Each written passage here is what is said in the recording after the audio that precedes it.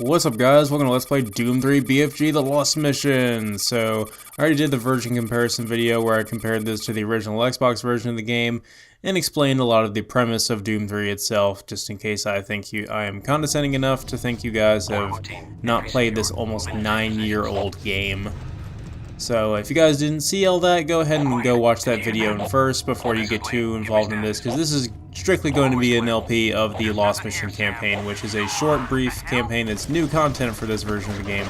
It wasn't in the original PC version or the original Xbox version. This is actually a scene that's in the main campaign in Doom 3, these Marines getting attacked. But there's no real premise, we're just part of a squad of Marines during the events of Doom 3. And we're in the game, that's pretty much all we get. This game has literally no cutscenes, really. It's pretty much all gameplay, but it's awesome for that reason. So we're going to be playing this on veteran difficulty, because it's honestly not that hard on Nightmare, but to be honest, there's a catch to playing this on Nightmare that, to be honest, really makes me not want to do it, and that is that on Nightmare mode, your health constantly drains by 5 points every couple of seconds, and you are automatically given the Soul Cube at the beginning of the game here, and you have to use the Soul Cube to replenish your health if you want to actually survive. So it sort of gives you the edge, being that you can one-shot tough enemies with it, but the fact that you have to be you go down to as low as 25 health before you stop losing health, and it's really inconvenient. So the first weapon we got there was the pistol, and we fought a few of those enemies there. I forget what they're called, but I'll look it up hopefully by the end of this video. And then we have a new enemy type here. Those are imps. They throw fireballs at you, and they are pretty much the standard demon type enemies in this game. They're not really the weakest demons, but they're the most standard, pretty much. They're sort of the game's signature enemies, especially if you played the original Doom. They'd be very recognizable. So the pistol, these little guys, I can't remember what they're called, are pretty easy to kill with the pistol. They really don't have a whole lot of health. I think it's just these particular versions of them at this point in the game, and as I demonstrated in the other video, the pistol is not really all that great in this game at all. It's actually pretty bad. But if you have enough range and enough time, you can kill an imp with the pistol. It's just not very safe. I highly do not recommend it. We also picked up the machine gun there from a fallen Marine, but I'm more interested in this right here, the shotgun. Sorry if I'm going through this kind of fast, but I'm actually pretty quick as far as this campaign is concerned. This campaign will not be very long at all. But the shotgun is overall the best weapon in the entire Doom 3 campaign. See, this is what I was talking about with the fact that I don't think those enemies are actually as weak as this beginning part of the game will lead us to believe, that it's just like a special kind that is particularly low on health for the beginning here, so you're not completely stranded with no equipment and you can't fight these guys off, which is what it certainly seems like this early on. But yeah, a lot of the combat in this is going to be more so show and not tell, if you know what I mean, because you can kind of just watch based on my behavior how I am combating these guys. Oh, there was a new enemy type. There was a commando zombie, which I'll go over more as we fight some more. They're not really zombies, they're more so possessed Marines, like this one right here is a possessed scientist, and he sort of walks towards us as a zombie. And those are the only enemies I'd really recommend using the pistol for, with the exception of a few others, which I'll name as they become relevant. But like I said, a lot of my the combat I recommend for this is a lot of it's going to be shown, not told, because as you saw there with the imp, it's like you kind of have to make a judgment call based on the behavior of the enemies if you're going to decide to launch towards them and deal more damage with a shotgun, or if you're going to back away to dodge their attack. And because the gameplay has improved so much in the BFG edition, we have a lot easier time doing that. In the original Xbox version, it was not easy, and you ended up taking a lot of unnecessary hits, in my opinion. Now in this game, you can dodge attacks really quite easily. But maybe it's just the practice I've had from playing this game multiple times now that I know what I'm doing here. We can save and load whenever and wherever we want to, just like in the original version. But this game also has a checkpoint feature that they're pretty scarce within the game, but it's a nice feature when it didn't have it originally. And after this game was released, they did the DLC for Rage, and Rage also added that checkpoint feature as well.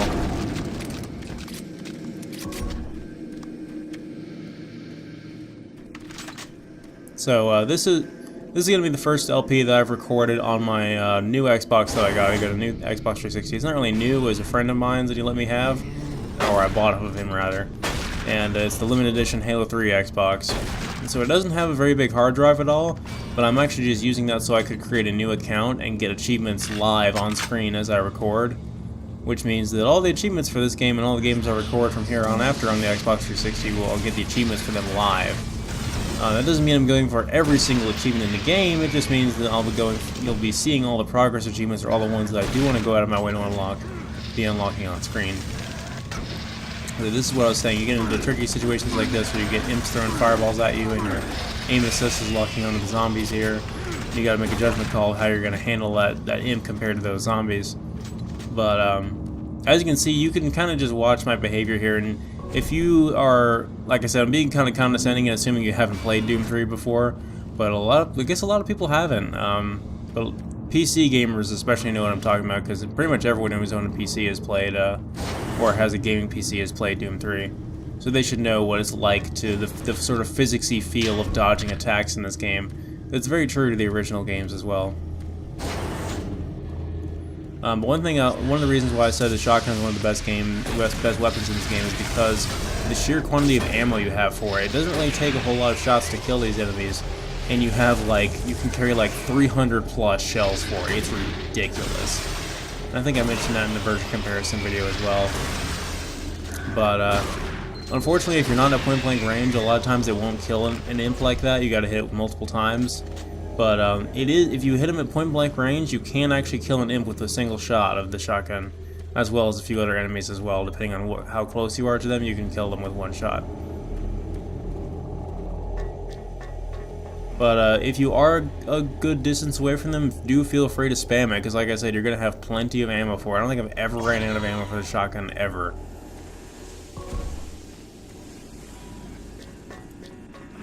There's an elevator up there we need to access, but we need to go down here first.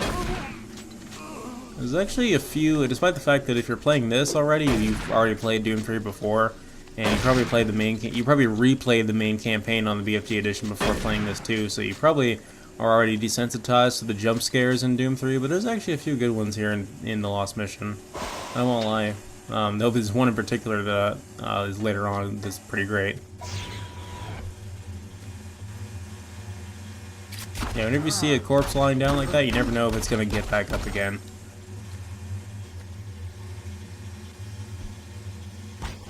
Oh, I love the physics with it, Tech 4. The corpses that just explode like that.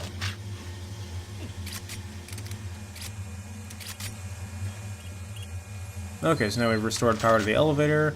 A simple task. I like to stop and reload my weapons every once in a while. That's true with pretty much any game that uses this engine. I do it in Quake 4 a lot as well. Any game with any FPS with a full arsenal, you want to stop and reload all your weapons first. It's easy when you only have 2 weapons. Yeah, screw you, 2-weapon system. This is the way to go. Now, some of the imp behavior in this game, in the BFG edition, I think is new. Because I don't remember imps crawling like that and chucking fireballs at you at that kind of speed in the main Doom 3 campaign. But then again, some of the imps in certain locations in the Lost Mission might be scripted, but it's kind of hard to tell. But whenever they do something different like that, it's hard to predict what they're going to do, because it's pretty much true with all the combat in this game. Is after a while fighting the same enemy, you're kind of able to predict their behavior. Which still makes the combat still feels fluid. It's just you kind of get used to it after a while. It doesn't take away from the combat. It doesn't mean the AI is bad either. It just means you know what you're going to have to face. Here's the possessed Marines over here with the machine guns, and like in the original Doom games, any enemy with a gun is your worst nightmare, and that will be tenfold whenever we fight chain gunners. And the chain gunners are basically commandos with the chain gun. Again, similar to the original game. I'm going to try not to manually save too much, but you'll be able to tell whenever it's a good opportunity to save based on when I do, because there's probably something that can kill me up here if I decided to save.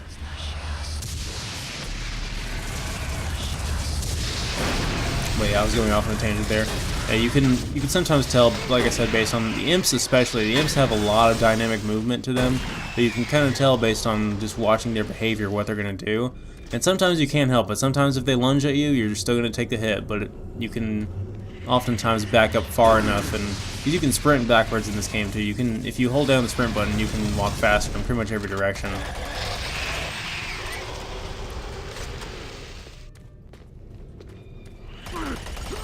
Another thing to get used to, obviously, is the fact that enemies are going to spawn behind you. That's probably something you already become accustomed to if you play through the entirety of the Doom 3 campaign, is enemies are going to spawn behind you. So you got to get used to sort of checking your rear occasionally to make sure no one's creeping up behind you.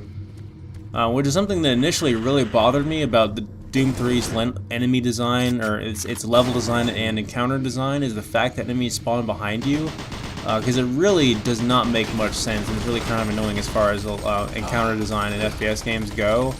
But I got over it after a while when I realized, you know, how I can compensate for it, how I can prepare myself for it. I still don't think it's a good choice gameplay design-wise, but it's not annoying. It doesn't diminish the experience at all for me anymore. But like I was saying about the sheer quantity of ammo we're able to hold now, it's like I do not feel bad about using the shotgun and the machine gun on zombies now. It's really not that big of a deal. I would never use my fists or the pistol. I mean, I might use the pistol, but I would never really use my fists. I mean, if you can time it right, you can kill a zombie, even the fat ones, without taking a hit, using only your fists. But I wouldn't really recommend it anymore, because we can go through this campaign so fast. We've got so much ammo for the shotgun, we might as well just keep pumping away. But speaking of enemy behavior that's difficult to predict, the commandos are extremely difficult to dodge with that whip armor of theirs. That's why they're one of my most dreaded enemies in this whole game.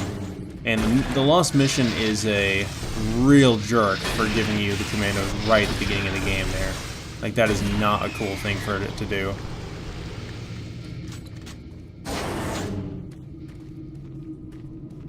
But that's one of the reasons, and I'll probably mention this again, one of the reasons why I like the Lost Mission so much is it's short, but it's really good, really challenging, really dense encounters with a lot of really great, tough enemies, and it's really just fantastic. But you have to already like Doom 3's gameplay to enjoy the Lost Mission. The Lost Mission is not going to reinvent the game or improve on it exponentially in a way that it's not already good at. If you already like Doom 3's combat, then you're going to like the Lost Mission. But if not, then, you know, no guarantees. I believe I'm the last one alive from my team. I was working with the engineers there before the connection was lost. I don't know what happened to them, but without your help, we may all die. I hope I can count on you. Here's the situation. We were conducting bi-dimensional tests before the attack, and I've lost control of the communication relays. And now we have a functional teleporter still active in the other dimension. And if it's not destroyed, those creatures may be able to use it to reach as far as Earth. You've got to help me. I've done everything I can here, but I don't have enough power to activate the teleporter on this side. The engineers were working with me to redirect auxiliary power from N-Pro straight to Exus Labs. But now, looks like you're the only one that can help. I'll upload the array instructions to the SSD at your console. Okay, so we're going to take that SSD drive and go do some things with it. Sector 2. Just plug it into the main terminal, and I'll contact you the there. Exus Labs, as you can see on the screen there, is going to be our inevitable destination. So that's where we're headed to right now, actually. Really, there's only a handful of actual levels in the Lost Mission, but they're all reasonably good, in my opinion. It is pretty much the core, raw Doom 3 experience, pretty much. I will be getting all the PDAs and all the video discs in the Lost Mission. That's one of the achievements. Well, we made significant and progress. it's actually a lot easier to find all of them in here than it is in the other campaigns, but that's probably just because it's the shortest, not because they're less cleverly hidden or anything. They're not really hidden in most of them per se, so much as they are.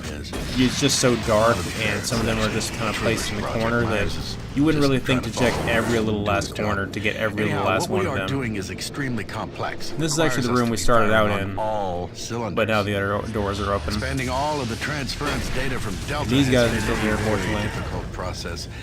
What he's proposing requires the full use of a Now that we single picked up grid that PDA, array. we have the security clearance over here, and it will die with one shot because we wish it.